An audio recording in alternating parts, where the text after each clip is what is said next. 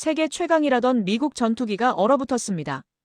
2024년 겨울 노르웨이 북부 보드 공군기지. 영하 38도의 새벽 러시아 정찰기가 국경을 넘었다는 긴급 보고가 떨어졌습니다. 그런데 경납고 안에서 믿을 수 없는 일이 벌어졌습니다. 8천만 달러짜리 F-35 스텔스 전투기가 시동이 걸리지 않았습니다. 배터리가 얼었습니다. 유압 장치가 멈췄습니다. 조종석 계기판에는 시스템 오류 경고등만 미친 듯이 깜빡였습니다. 출격 실패율 23%. 4대 중 1대는 땅에 얼어붙어 있어야 했습니다. 그날 노르웨이 공군 사령관 에릭 한센의 손에는 한 장의 보고서가 들려 있었습니다. 거기엔 낯선 아시아 국가의 전투기 이름이 적혀 있었습니다. KF-21 보라매. 그리고 그 옆에 빨간 글씨로 이렇게 쓰여 있었습니다. 영하 45도 작동 보장. 예열 시간 15분. 노르웨이가 미국을 버리고 한국에 SOS를 보낸 그날의 기록을 지금 공개합니다. 이야기 시작 전 구독과 좋아요로 채널을 응원해주세요. 영상 제작에 큰 힘이 됩니다. 감사합니다. 2024년 1월 노르웨이 북부 보드 공군기지의 새벽은 지옥과 다름없었습니다. 영하 38도. 숨을 내쉬면 코털이 얼어붙고 철제 난간을 맨손으로 잡으면 살같이 찢어져 나가는 그런 추위였습니다. 북극권에서 불어오는 칼바람은 사람의 뼈까지 파고들었고 활주로 위에 깔린 눈은 밟을 때마다 비명처럼 끼익거리는 소리를 냈습니다. 에릭 한센은 그날도 새벽 4시에 눈을 떴습니다. 64세의 퇴역 준장이자 현재 북유럽 안보연구소 소장인 그는 원래 이 시간에 일어날 이유가 없었습니다. 현역에서 물러난 지 벌써 3년이 지났으니까요. 하지만 40년 가까이 조종관을 잡았던 몸은 여전히 전투기 파일럿의 생체 리듬을 기억하고 있었습니다. 그는 침대에서 일어나 창문을 열었습니다. 어둠 속에서 오로라가 일렁이고 있었습니다. 초록빛과 보랏빛이 뒤섞인 하늘의 커튼이 북극의 밤을 수놓고 있었죠. 평소라면 그 황홀한 광경에 잠시 넋을 잃었을 겁니다. 그런데 그날은 달랐습니다. 오로라 아래로 시뻘건 경고등이 깜빡이는 게 보였습니다. 보드 기지 방향이었습니다. 뭔가 심상치 않은 일이 벌어지고 있다는 직감이 등줄기를 타고 올라왔습니다. 한센의 휴대폰이 울린 건 바로 그 순간이었습니다. 소장님, 저입니다. 라르센 대령입니다. 목소리가 떨리고 있었습니다. 한센은 현역 시절 라르센을 직접 가르쳤습니다. 그 친구가 이렇게 당황한 적은 처음이었습니다. 무슨 일인가? 러시아입니다. 새벽 3시 47분에 투-95 폭격기 편대가 노르웨이 방공식별구역에 진입했습니다. 지금 국경선을 향해 남하 중입니다. 한센의 눈이 번쩍 떠졌습니다. 투-95라면 러시아의 전략 폭격기였습니다. 핵미사일을 탑재할 수 있는 그 거대한 괴물이 노르웨이를 향해 날아오고 있다니. 출격은 했나? 그게. 소장님. 라르센의 목소리가 갈라졌습니다. F-35가 안 뜹니다. 한센은 자신의 귀를 의심했습니다. 뭐라고? 다시 말해보게. 시동이 안 걸립니다. 8대 중 6대가 경납고에 묶여 있습니다. 배터리가 얼어버렸습니다. 유압 라인도 동결됐고요. 정비팀이 지금 히터를 동원해서 녹이고 있는데 최소 2시간은 걸린답니다. 한센은 말문이 막혔습니다. F-35 라이트닝. 대당 8천만 달러짜리 세계 최첨단 스텔스 전투기. 미국이 자랑하는 5세대 전투기의 끝판왕. 노르웨이가 천문학적인 돈을 들여 도입한 그 전투기가 추위 때문에 시동이 안 걸린다고요. 지금 장난하나? 장난이면 좋겠습니다, 소장님. 라르센의 목소리에서 울음이 묻어났습니다. 저도 믿기지 않습니다. 그런데 사실입니다. 지금 기지 전체가 난리입니다. 미국 기술진한테 긴급 연락했는데 시차 때문에 연결이 안 됩니다. 매뉴얼에는 영하 30도 이하 상황 대응책이 제대로 없습니다. 저희가 뭘 어떻게 해야 할지. 한센은 전화기를 꽉 쥐었습니다. 이건 악몽이었습니다. 40년 군 생활 동안 상상도 못한 상황이었습니다. 적이 코앞까지 왔는데 전투기가 얼어서 못 뜬다니. 이게 말이 됩니까? 가동 가능한 기체는 몇 대야? 2대입니다. 그나마 어제 저녁에 비행 훈련하고 경납고에 바로 넣어둔 기체들이라 엔진 열기가 남아 있었습니다. 2대로 투-95 편대를 막으라고. 한센은 이를 악물었습니다. 이건 요격이 아니라 자살이었습니다. 투-95는 호위 전투기를 대동하고 다닙니다. 수호이 수-35 같은 러시아 최신 hé기들이 주변을 호위하고 있을 게 뻔했습니다. 고작 2대의 F-35로 그 대형을 뚫으라는 건 파일럿들에게 죽으라는 소리나 마찬가지였습니다. 전화를 끊고 한센은 한참 동안 창밖을 바라보았습니다. 오로라는 여전히 아름다웠습니다. 하지만 그 아래 펼쳐진 현실은 처참했습니다. 세계 최강이라던 미국의 무기가 북극의 추위 앞에서 무릎을 꿇고 있었습니다. 그리고 그 대가를 치르는 건 미국이 아니라 노르웨이였습니다. 한센은 옷을 주섬주섬 챙겨 입었습니다. 퇴역 군인이 나선다고 달라질 건 없었습니다. 하지만 가만히 있을 수는 없었습니다. 적어도 현장에서 무슨 일이 벌어지고 있는지 직접 눈으로 확인해야 했습니다. 차에 시동을 걸며 한센은 중얼거렸습니다. 대체 왜 아무도 이걸 예상하지 못했을까? 그는 아직 몰랐습니다. 이 참담한 새벽이 노르웨이 공군의 역사를 바꿀 첫 번째 도미노가 될 줄은. 그리고 그 해답이 지구 반대편, 낯선 아시아의 작은 나라에서 날아올 줄은 말입니다. 한센이 보도의 기지에 도착했을 때 그곳은 전쟁터를 방불케 했습니다. 경납고마다 대형 열풍기가 돌아가고 있었고 정비병들은 얼어붙은 손을 호호 불어가며 전투기 주변을 뛰어다녔습니다. 활주로에는 제설차가 쉴 새 없이 오갔고 관제탑에서는 다급한 무전 소리가 끊이질 않았습니다. 한센은 경납고 안으로 들어섰습니다. 그리고 그 광경을 보는 순간 발걸음이 멈춰버렸습니다. F-35가 마치 겨울잠에 빠진 짐승처럼 축 늘어져 있었습니다. 조종석 캐노피에는 성에가 잔뜩 끼어 있었고 엔진 흡입구에서는 고드름이 주렁주렁 매달려 있었습니다. 수천억 원짜리 최첨단 스텔스 전투기가 얼음 조각상이 되어버린 거죠. 정비반장이 한센을 알아보고 달려왔습니다. 소장님, 어떻게 여기까지? 상황이 어떤가? 최악입니다. 정비반장의 얼굴에는 절망이 가득했습니다. 배터리 8개 중 6개가 완전히 방전됐습니다. 영하 30도 이하에서는 리튬이온 배터리 효율이 급격히 떨어진다는 건 알고 있었는데 이 정도일 줄은 몰랐습니다. 그리고 유압 라인에 있던 오일이 젤리처럼 굳어버렸어요. 조종면이 꿈쩍도 안 합니다. 한센은 이마를 짚었습니다. F-35의 유압 시스템은 미국 본토의 온화한 기후를 기준으로 설계되었습니다. 캘리포니아의 따뜻한 햇살 아래에서 태어난 기계가 북극권의 혹한을 버텨내지 못한 건 어쩌면 당연한 일이었는지도 모릅니다. 미국 측 기술 지원은 연락이 닿긴 했는데요. 정비반장이 한숨을 푹 내쉬었습니다. 매뉴얼대로 하라고만 합니다. 할랭지 운용 매뉴얼 43페이지에 예열 절차가 나와 있으니 그대로 따르라고요. 그런데 소장님, 그 매뉴얼이 영하 25도까지밖에 안 다루고 있어요. 지금 바깥 기온은 영하 38도입니다. 매뉴얼에 없는 상황이에요. 한센은 쓴웃음을 지었습니다. 이게 미국식이었습니다. 문제가 생기면 매뉴얼을 들이밀고 매뉴얼에 없으면 책임이 없다고 발을 빼는 그런 방식 말입니다.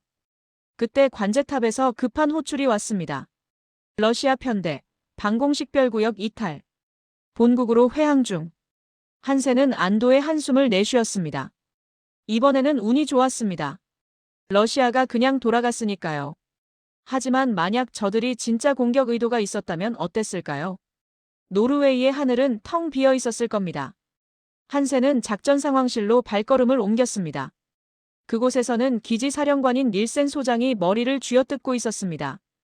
평소 침착하기로 유명한 그였는데 오늘은 완전히 다른 사람 같았습니다. 한센, 자네가 왜 여기 있나? 가만히 있을 수가 없어서 왔네. 상황이 어떤가? 닐센 소장이 책상 위에 놓인 서류 뭉치를 가리켰습니다. 이번 달만 3번째야. 3번째라고. 한파가 올 때마다 가동률이 바닥을 친다네. 지난주에는 60%였고 오늘은 25%까지 떨어졌어. F-35가 16대 있는데 오늘 뜰 수 있는 건 고작 4대야. 한센은 서류를 집어들었습니다. 숫자들이 빼곡하게 적혀 있었습니다. 출격 시도 횟수, 성공 횟수, 실패 원인. 그 데이터를 훑어보던 한센의 눈이 한 곳에서 멈췄습니다. 할랭지 출격 실패율 23%. 4대 중 1대는 추위 때문에 땅에 묶여 있어야 한다는 뜻이었습니다. 미국 측에 항의는 했나? 했지. 그랬더니 뭐라고 하는 줄 아나? 닐센 소장의 목소리가 씁쓸하게 가라앉았습니다. 운용 환경이 계약 조건과 다르다고 하더군. 쉽게 말해서 이렇게 추운 데서 굴릴 줄 몰랐다는 거야. 노르웨이가 북극권 국가인 건 계약할 때도 알았을 텐데 말이지. 한센은 고개를 저었습니다. 이건 변명이었습니다.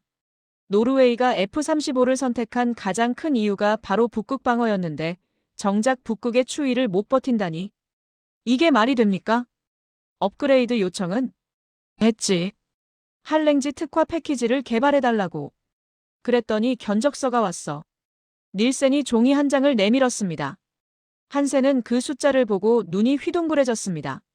대당 800만 달러. 16대면 1억 2,800만 달러. 우리 돈으로 1,700억 원이 넘는 금액이었습니다. 전투기를 살 때 이미 천문학적인 돈을 썼는데 추위에 견디게 만들려면 또 그만큼을 내놓으라는 거였죠. 미친 짓이야. 한센이 내뱉었습니다. 이건 장사가 아니라 강도질이야. 비싼 차를 팔아놓고 겨울에 시동 걸리게 하려면 추가 요금을 내라니. 닐센 소장이 창밖을 바라보았습니다. 동이 트기 시작했습니다. 오로라는 사라지고 회색빛 여명이 북극의 하늘을 덮어가고 있었습니다. 한센, 나도 알아. 이게 정상이 아니라는 거. 그런데 대안이 없어. F-35를 대체할 전투기가 지금 세상에 어디 있나. 유럽 것들은 더 비싸고 러시아 것을 살 수도 없고. 한센은 대답하지 않았습니다. 닐센의 말이 맞았습니다. 서방 세계에서 F-35를 대체할 선택지는 사실상 없었으니까요. 그래서 모두가 울며 겨자 먹기로 미국의 요구를 들어줄 수밖에 없었던 겁니다. 그런데 그 순간이었습니다. 한센의 머릿속에 며칠 전 읽었던 보고서 한 편이 스쳐 지나갔습니다. 아시아 방산시장 동향 분석. 거기에 낯선 이름이 하나 적혀 있었습니다. 당시에는 대수롭지 않게 넘겼던 그 이름이 갑자기 뇌리를 때렸습니다. KF-21. 대한민국. 한센은 주머니에서 휴대폰을 꺼냈습니다. 아직 확신은 없었습니다. 하지만 확인해볼 가치는 있었습니다. 한센은 연구소로 돌아오자마자 컴퓨터 앞에 앉았습니다. 손가락이 바쁘게 키보드를 두드렸습니다. KF-21, 대한민국 전투기. 검색창에 단어들을 쏟아붓자 수백 개의 결과가 쏟아져 나왔습니다. 처음에는 콧방귀를 꼈습니다. 한국이라니. 삼성 휴대폰 만들고 현대 자동차 만드는 나라 아닙니까? BTS랑 오징어 게임으로 유명한 그 나라가 전투기를 만든다고요. 한센은 속으로 피식 웃었습니다. 아시아의 작은 나라가 만든 전투기가 뭘 할 수 있겠어. 그는 반신반의하며 자료를 클릭했습니다. 카탈로그나 훑어보고 접으려는 가벼운 마음이었죠. 그런데 스크롤을 내릴수록 표정이 굳어졌습니다. KF-21 보라매. 4.5세대 쌍발 전투기. 최대 속도 마하 1.81. 전투 행동 반경 1100km. 여기까지는 평범했습니다. F-35에 비하면 스펙이 떨어지는 것도 사실이었고요. 한센의 시선이 멈춘 건 다른 부분이었습니다. 운용 온도 범위 영하 45도에서 영상 50도. 그는 눈을 비볐습니다. 잘못 본 줄 알았거든요. 영하 45도라고요. 오늘 새벽 보도의 기지기온이 영하 38도였습니다. F-35가 꼼짝도 못하던 그 추위보다 7도나 더 낮은 환경에서도 작동한다는 뜻이었습니다. 한센은 급하게 기술 사양서를 찾아 열었습니다. 할랭지 대응 시스템. 엔진 예열 시간 15분. 배터리 히팅 패드 기본 장착. 유압 오일 극저온 특수 배합. 읽으면 읽을수록 믿기지 않았습니다. 이건 옵션이 아니었습니다. 추가 비용을 내야 달아주는 부가 장치가 아니라 처음부터 기본으로 들어가 있는 기능이었습니다.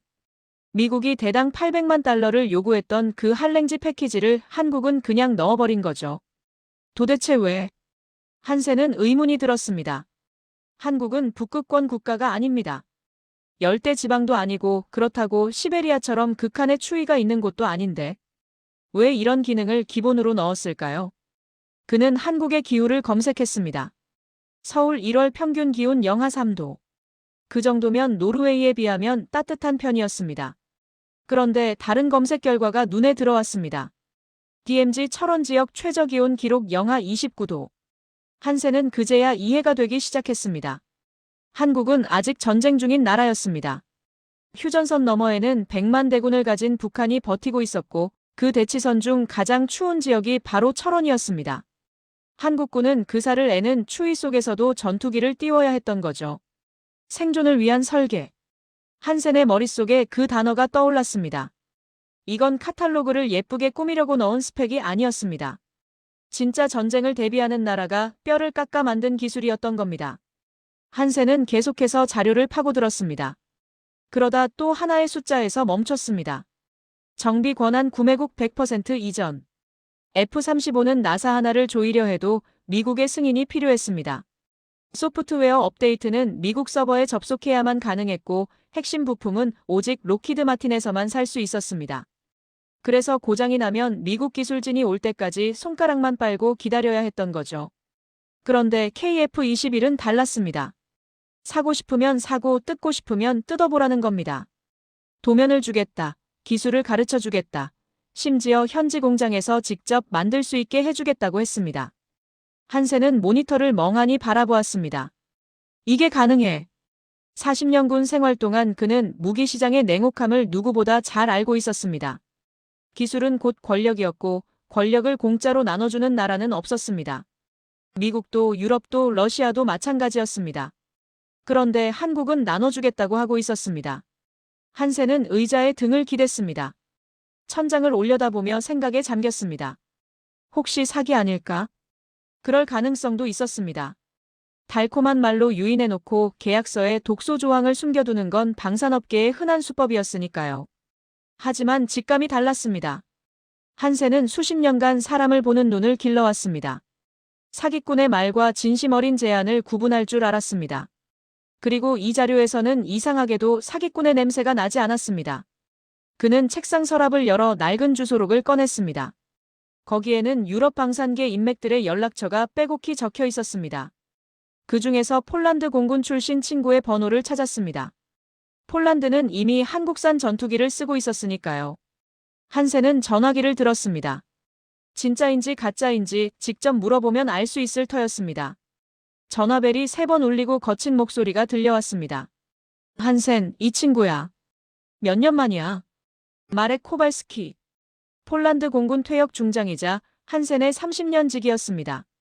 나토 연합훈련에서 처음 만나 술잔을 기울인 이후로 둘은 형제처럼 지내왔죠.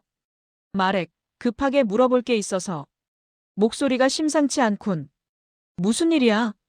한센은 잠시 망설였습니다. 어떻게 말을 꺼내야 할지 고민이 됐거든요. 하지만 돌려 말할 시간이 없었습니다. 너희 FA-50 어때? 뭐? 한국 전투기 말이야. 솔직하게 말해줘. 카탈로그 말고 실전에서 어떤지. 수화기 너머로 말에게 웃음소리가 터져나왔습니다. 야, 한센. 너 설마 한국 전투기에 관심 있는 거야? 노르웨이가 F-35 있잖아. 세계 최고라며. 한센은 한숨을 내쉬었습니다. 그 세계 최고가 오늘 새벽에 얼어붙었어. 뭐라고? 영하 38도에 시동이 안 걸렸어.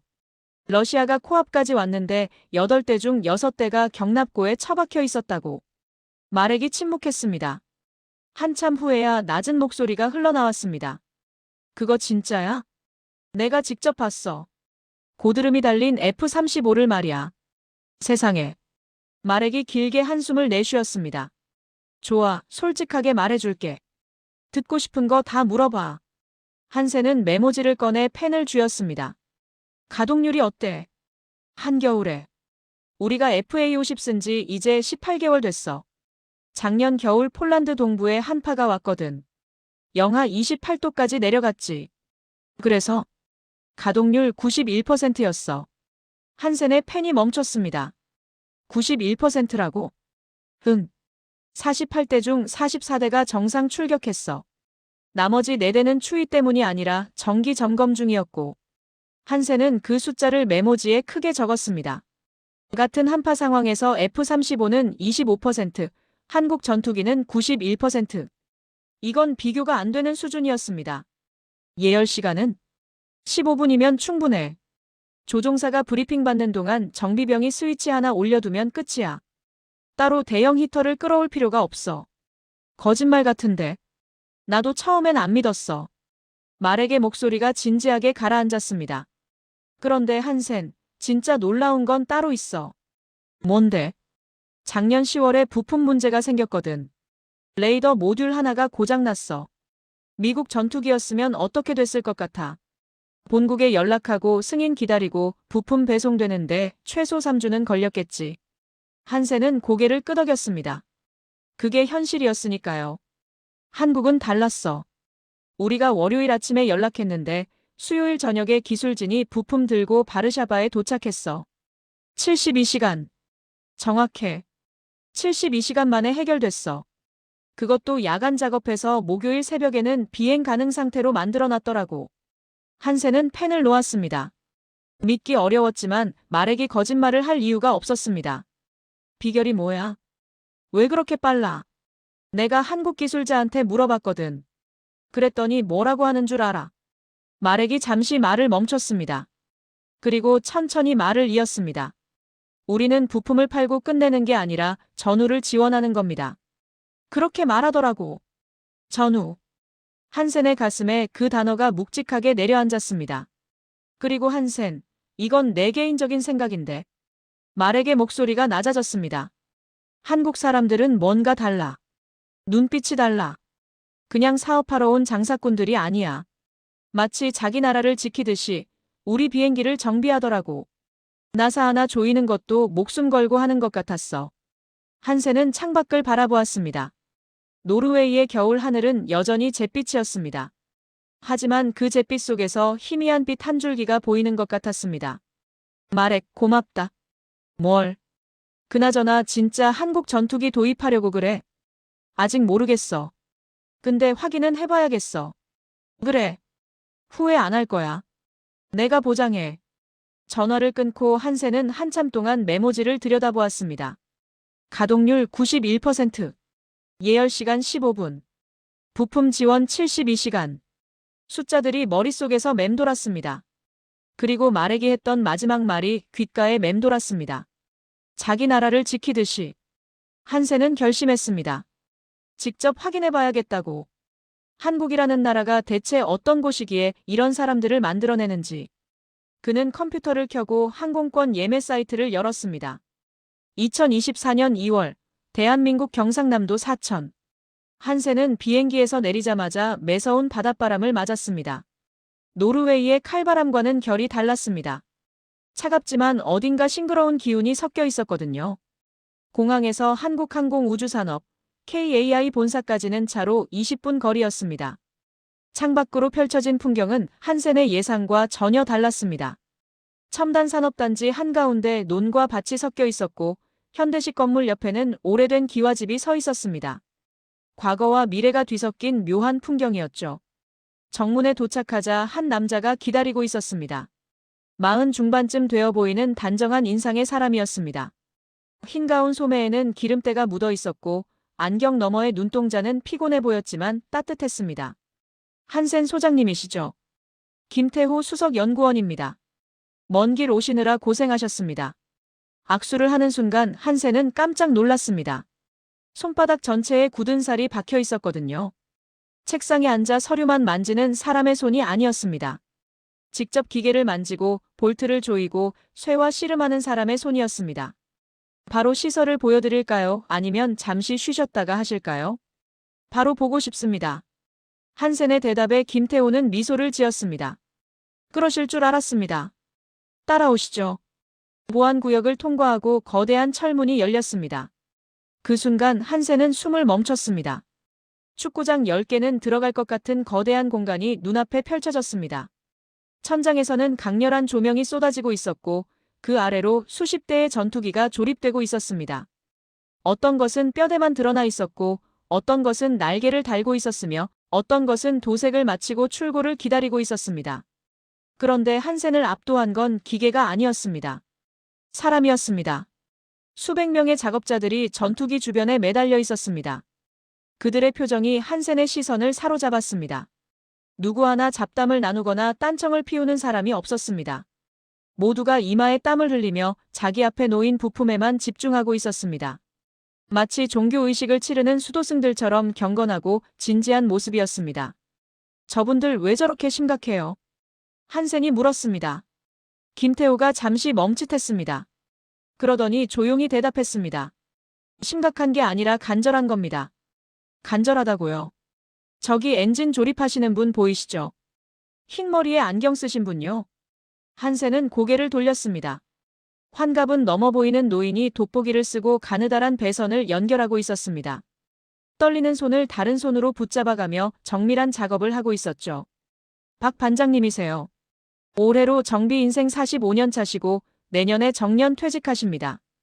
김태호의 목소리가 조금 낮아졌습니다. 반장님 아버지가 6.25 때 공군 정비사셨대요. 그때는 우리나라에 전투기 만들 기술이 없었으니까 미군기를 얻어다가 고쳐 쓸 수밖에 없었죠. 부품이 없으면 맨손으로 깎아서 끼우고 기름이 없으면 굶어가면서 아꼈다고 합니다. 한센은 묵묵히 들었습니다.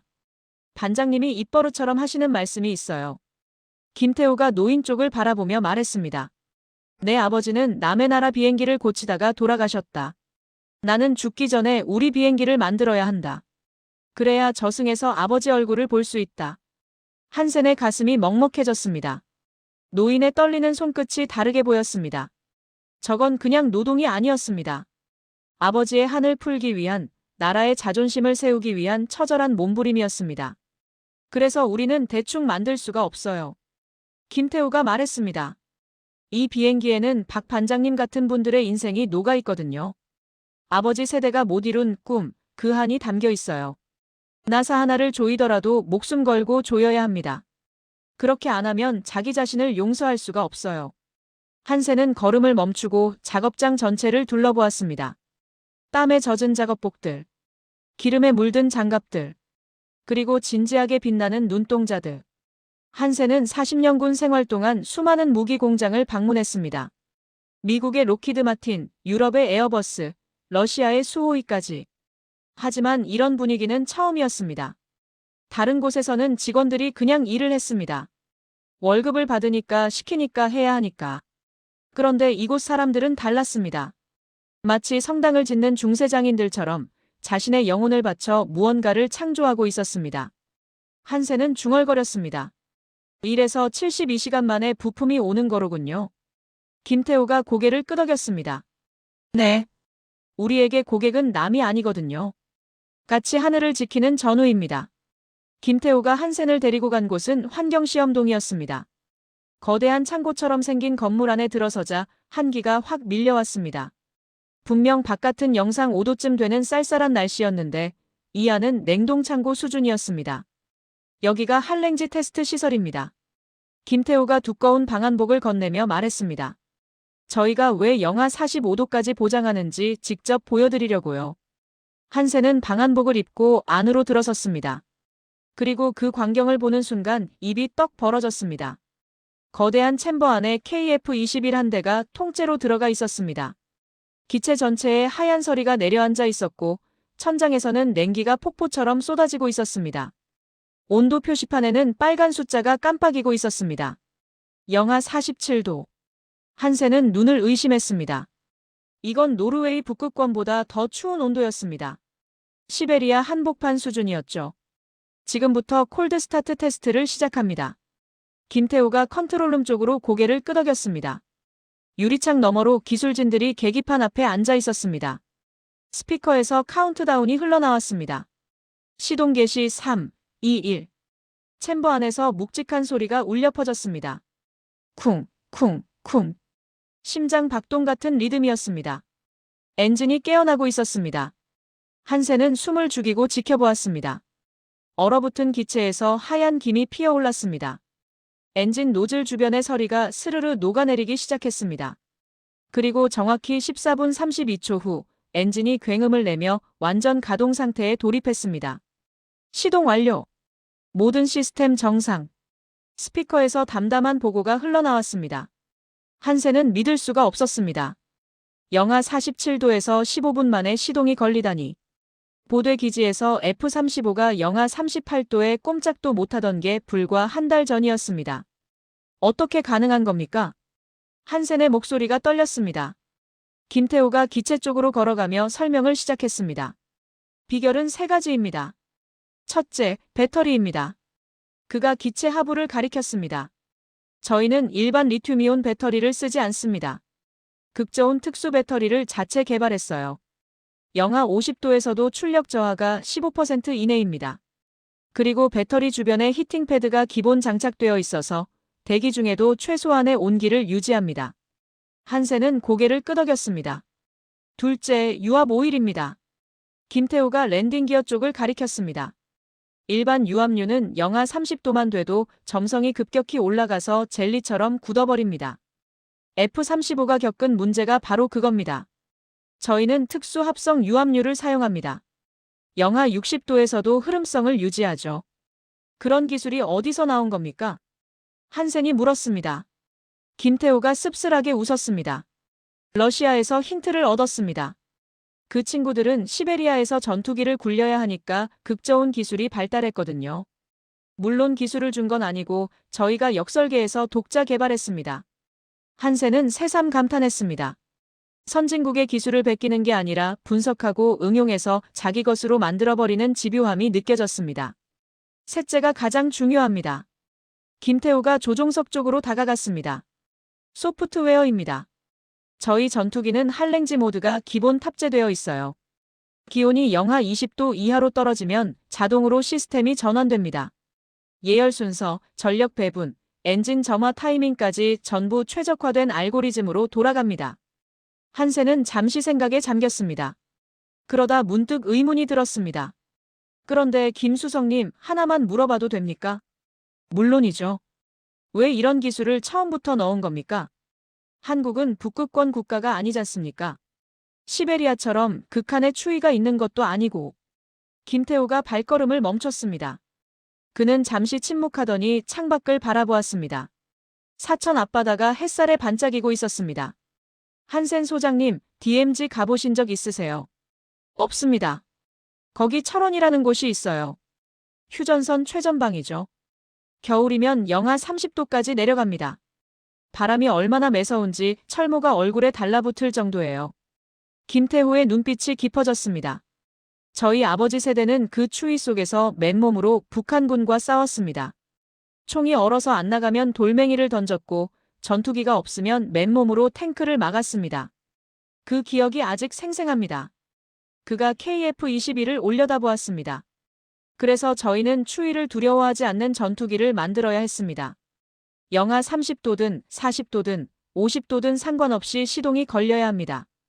그래야 다시는 그런 비극이 반복되지 않으니까요. 한센은 말을 잃었습니다. 이건 기술의 문제가 아니었습니다. 역사의 문제였고 생존의 문제였습니다.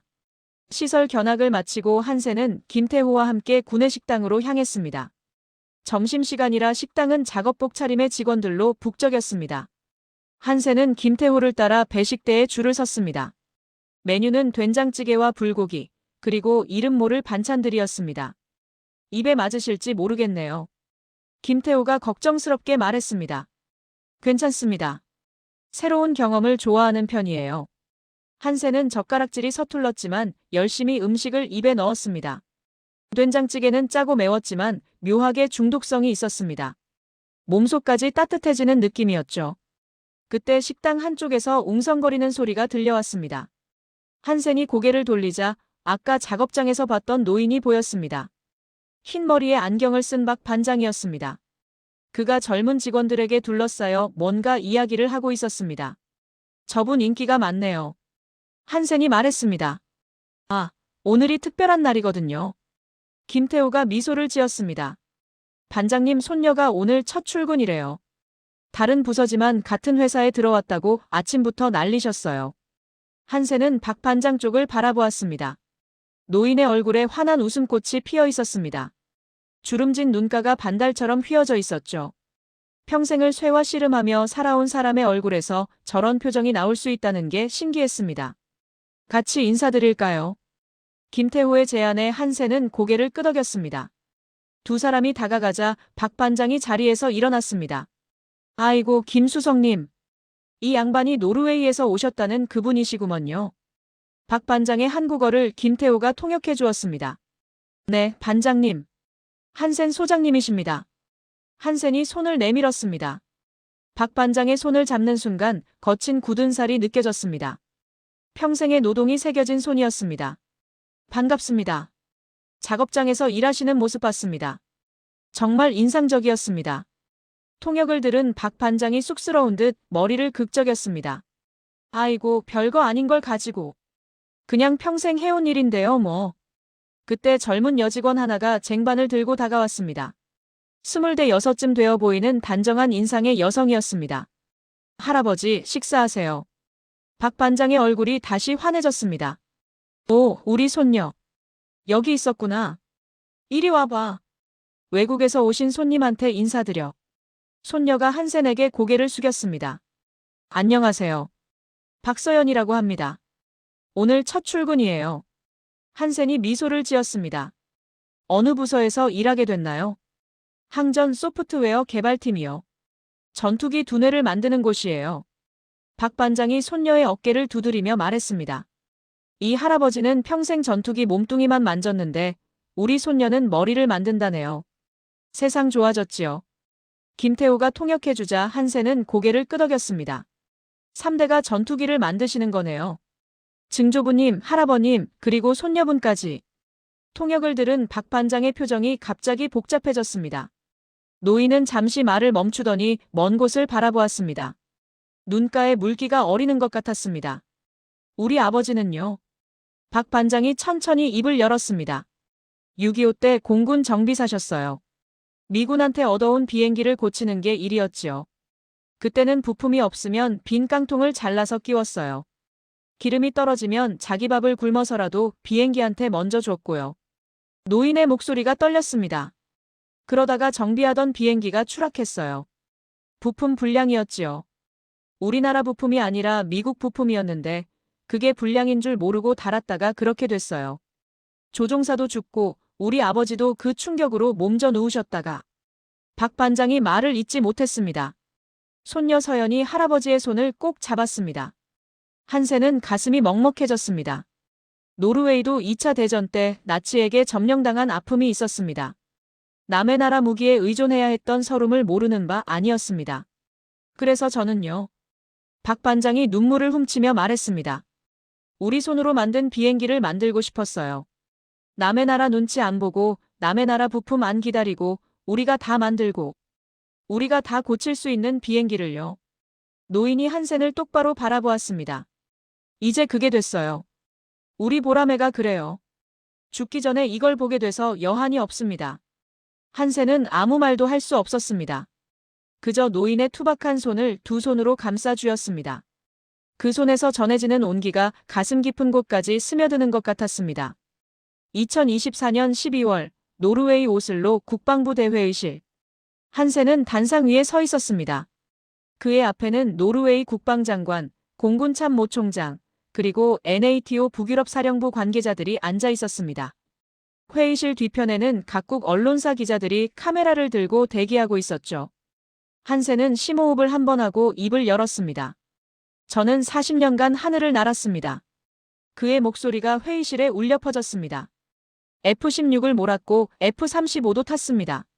세계 최고의 전투기라는 것들을 직접 조종해봤습니다.